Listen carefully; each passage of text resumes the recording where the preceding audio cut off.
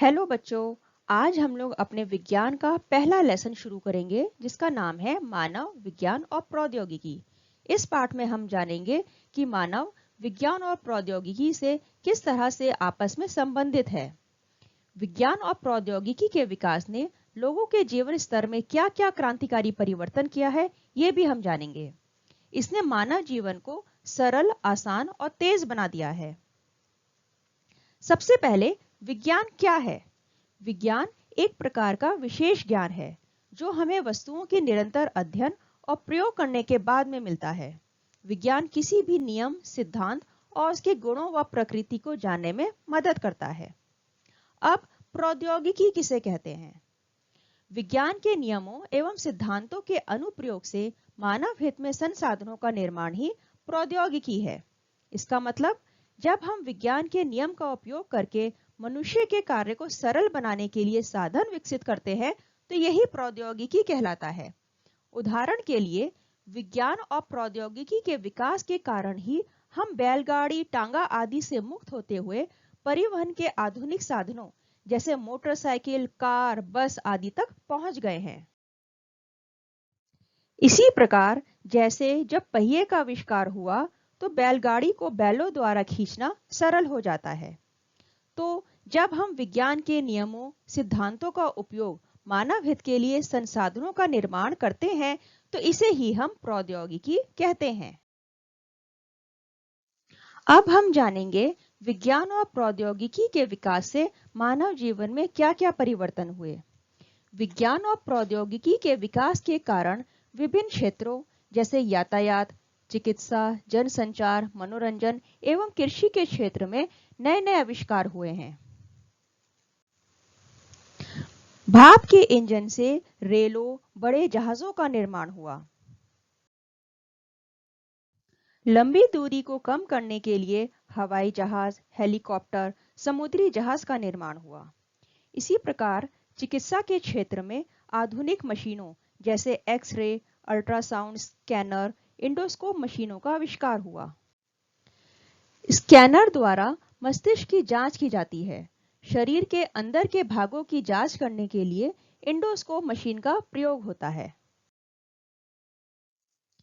इसी प्रकार जनसंचार के क्षेत्र में भी बहुत बदलाव हुए हैं।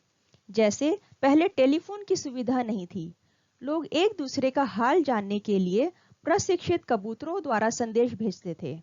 इसके बाद पत्र और टेलीग्राम का चलन भी हुआ। लेकिन आज के वैज्ञानिक युग में संदेशों के आदान प्रदान के लिए फैक्स, ईमेल आदि का प्रयोग हो रहा है। ऐसे ही मनोरंजन के क्षेत्र में भी बहुत बदलाव हुए हैं। जैसे पहले लोग घुड़सवारी, शतरंज, ढोलक और कई प्रकार के क्षेत्रीय संगीतों के माध्यम का उपयोग करके मनोरंजन करते थे। लेकिन आजकल मोबाइल, कंप्यूटर, वीडियो गेम मनोरंजन के प्रचलित साधन हैं। ये सभी आधुनिक विज्ञान और प्रौद्योगिकी की ही देन है। अब हम जानेंगे विज्ञान और प्रौद्योगिकी के विकास से विभिन्न क्षेत्रों में क्या-क्या क्रांतिकारी परिवर्तन हुए। सबसे पहले कृषि के क्षेत्र में। कृषि के क्षेत्र में पहले पारंपरिक साधनों जैसे खेत जोतने के लिए हल, बैल एवं सिंचाई के लिए ढेकुली और रहट आदि का प्रयोग किया जाता था। इसके विपरीत आज के वैज्ञानिक युग में कृषि के क्षेत्र में अनेक आधुनिक एवं सुविधाजनक यंत्रों का प्रयोग होने लगा है। ये यंत्र हैं ट्रैक्टर, थ्रेसर, हार्वेस्टर और ट्यूबवेल आदि। अब हम जानेंगे कि हरित क्रांति क्या है। हरित क्रांति के द्वारा खाद्यान्न उत्पादन में वृद्धि हुई है। इसका संबंध फसल उत्पादन से है। आधुनिक कृषि उपकरणों, उन्नतशील बीजों, उर्वरकों और पर्याप्त सिंचाई के साधनों द्वारा कृषि उपज में आशातीत वृद्धि को ही हरित क्रांति कहते हैं।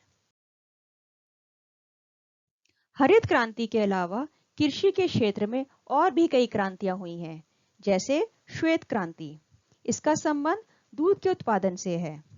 पीली क्रांति, इसका संबंध तिलहन उत्पादन से है। भूरी क्रांति, भूरी क्रांति का संबंध उर्वरक उत्पादन से है। नीली क्रांति, इसका संबंध मत्स्य यानी मछली उत्पादन से है। अब कंप्यूटर। कंप्यूटर एक इलेक्ट्रॉनिक मशीन है। कंप्यूटर का उपयोग रेल आरक्षण, आंकड़ों का रखरखाव, गणना, टाइप आदि अनेक प्रकार के कार्य करने में किया जा रहा है। ऐसे ही इंटरनेट। इंटरनेट क्या है? इंटरनेट विश्व के हजारों छोटे छोटे कंप्यूटर नेटवर्क टेलीफोन लाइन से जोड़ दिए जाते हैं। टेलीफोन लाइन की सहायता से जुड़े कंप्यूटर नेटवर्क को इंटरनेट कहते हैं। ये इंटरनेट की ही देन है जिसकी वजह से हम आज कोविड-19 के इस महामारी के दौर में हम छात्रों को ऑनलाइन शिक्षा प्रदान करवा पा रहे हैं। ऐसे ही ईमेल, यह कंप्यूटर एवं इंटरनेट आधारित संचार की महत्वपूर्ण युक्ति है। यह एक देश से दूसरे देश को संदेश भेजने का सबसे सस्ता साधन है। Mobile phone. मोबाइल फोन का जनसंचार के क्षेत्र में व्यापक योगदान है। यह टेलीफोन की तरह बात करने के अलावा संदेशों के आदान प्रदान के लिए भी उपयोग किया जाता है। इसका उपयोग फोटो खींचने में भी होता है। पेड़ की सूखी पत्तियां, गोबर से तैयार उपले, लकड़ी, कोयला और मिट्टी का तेल आदि बहुत पहले से ईंधन के प्रमुख स्रोत हैं। इनका प्रयोग में बहुत अधिक समय और श्रम लगता है। वर्तमान में पेट्रोल, डीजल, खाना पकाने की गैस जिसे हम एलपीजी कहते हैं, ईंधन का बड़े पैमाने पर उत्पादन हो रहा है। अब राष्ट्रीय सुरक्षा एवं युद्ध।